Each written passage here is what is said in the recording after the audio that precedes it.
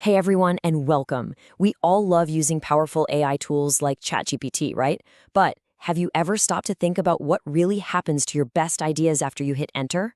Today, we're going to dig into the hidden risks of AI, and more importantly, how you can protect your work.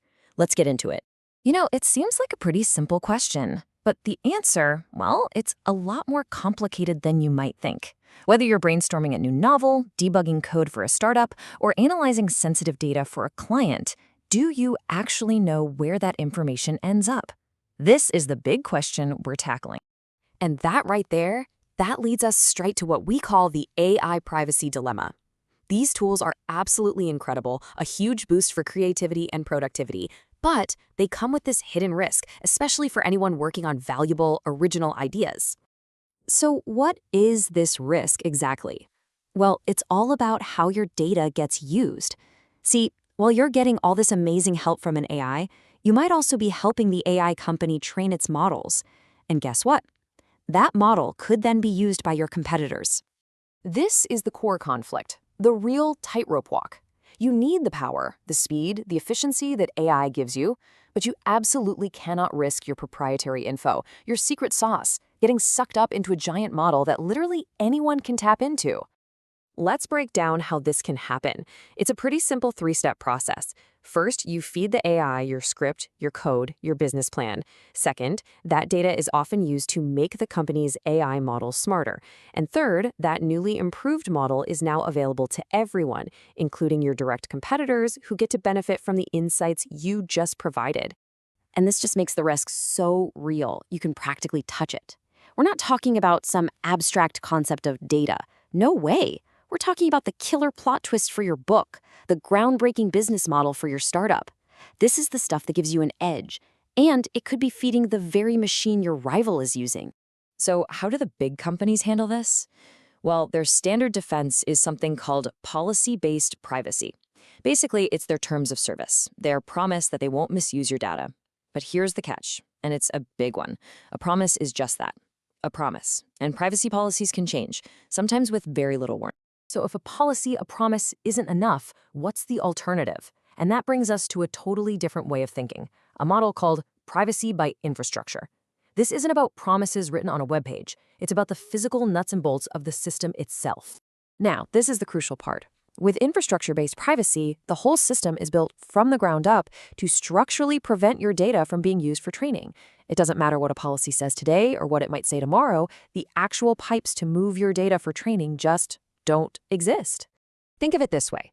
A policy is like a friend promising they won't read your diary. You just have to trust them. An infrastructure guarantee, on the other hand, is like a diary with a physical lock, and only you have the key. One relies on trust, the other relies on physics. So how does this actually work in the real world? Well, it's built on a few key pillars. First off, all the data is processed on servers located exclusively in the EU. In Paris, to be exact. That puts it under much stricter legal protection. The system is also designed for zero data retention, meaning your data is processed and then it's gone. Poof! This whole design makes training on user data physically impossible. Okay, so we've got these two very different models, the policy promise versus the infrastructure guarantee. Let's put them in the ring, head to head, and see how they really stack up. First up, where does your data actually live? With most of the big players, it's processed on servers in the United States. With a private AI approach, it stays within the EU. And let me tell you, that is a huge deal when it comes to privacy laws and who can legally get their hands on your stuff.